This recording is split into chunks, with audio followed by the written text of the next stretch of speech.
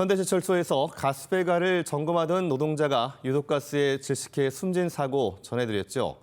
그런데 이 노동자가 살아있었다면 회사로부터 징계를 받았을 것이란 주장이 나왔습니다.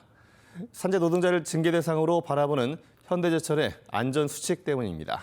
윤소영 기자입니다.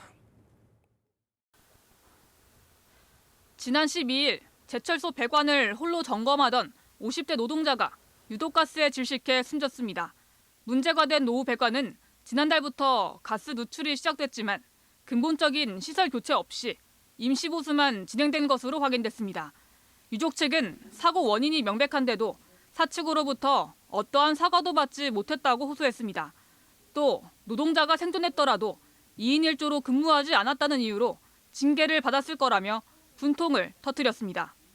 과실로 이런 일을 당하고 있다고 하는 생각하고 있는 이 모든 문제들을 뒤집을 수 있으려면 회사 측에서 이건 노동자의 잘못이 아니었다는 명확한 사실을 표명해주고 실제 현대제철은 SCR로 불리는 10대 안전수칙을 설정하고 산재 노동자가 이 수칙을 위반할 경우 즉시 인사위원회에 회부해 징계를 내리고 있습니다.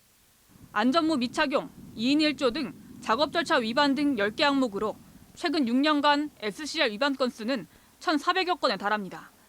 노조 측은 이 제도가 사고의 근본적인 원인을 덮고 사측의 책임을 회피하는 데 활용되고 있다고 비판했습니다. 지난 3월에도 현대제철에서 가스 누출 사고로 20대 직원이 어지럼증을 호소했는데 사측이 보호구 미착용을 문제시하면서 사고 조사와 원인 개선 등 사후 조치에는 미흡했다는 겁니다.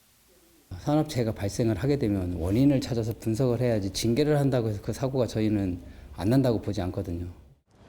징계가 두려운 노동자들이 다쳐도 신고하지 못해 일상적으로 산재가 은폐되고 있다는 비판도 나왔습니다. 실제로 보호구를 미착용한 20대 직원의 부서에서는 직원 감독 소홀 등의 이유로 5명이 연달아 징계를 받았습니다. 팀장이 조금 경미한 부상 같은 경우에는 그래서 자기 휴일날 가서 치료를 받아라 이런 현상까지 계속 일어나고 있는. 작업 절차를 지킬 수 있도록 인력 구조와 설비를 개선하는 것이 먼저라는 현장의 요구. 그러나 지난 12일 50대 노동자가 숨진 사고의 진짜 원인인 노후 배관에 대한 전수조사는 여전히 이루어지지 않은 것으로 알려졌습니다. MBC 뉴스 윤소영입니다.